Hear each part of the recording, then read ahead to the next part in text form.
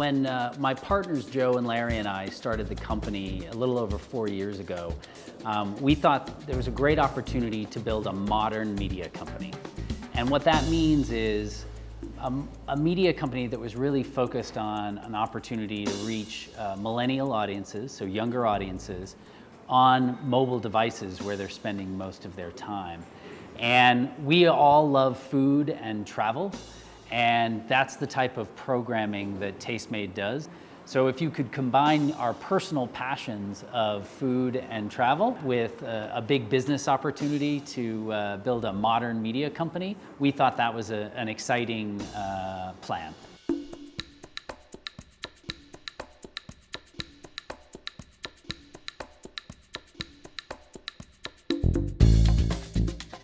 As a media company, you make money through advertising, through sponsorships, content licensing, and subscriptions.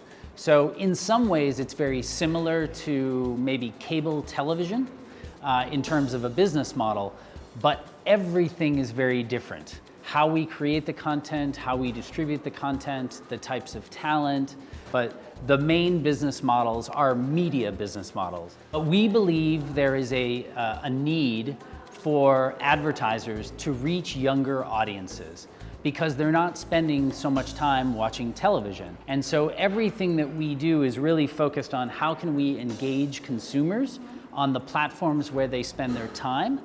And if we do that well, that means that advertisers will want to work with Tastemade because we have a very large and engaged audience.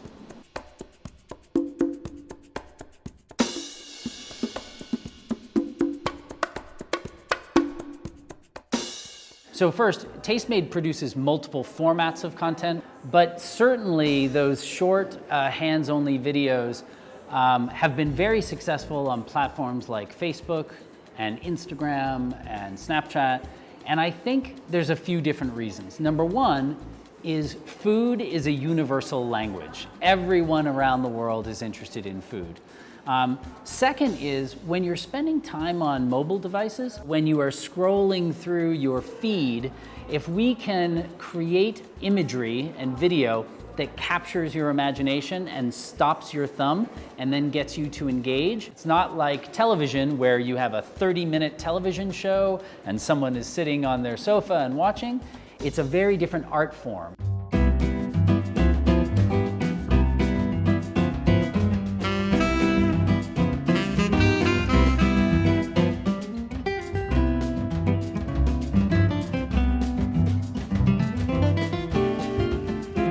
Brazil, from very early days, was a very strong market for us. It had great creative storytellers.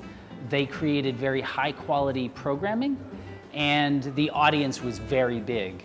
And so over the last few years, our audience in Brazil has grown very rapidly, and now it's the second biggest audience in the world for Tastemade. So we knew that we had to build our first studio outside of the United States here in Brazil. We really are always looking for young, talented, engaging people all around Brazil to help us tell new types of stories that you honestly wouldn't see on television. When we started the company, we wanted to build a consumer brand, and we wanted Tastemade to become a brand that everyone would know and love. And one way is to open a Tastemade Café.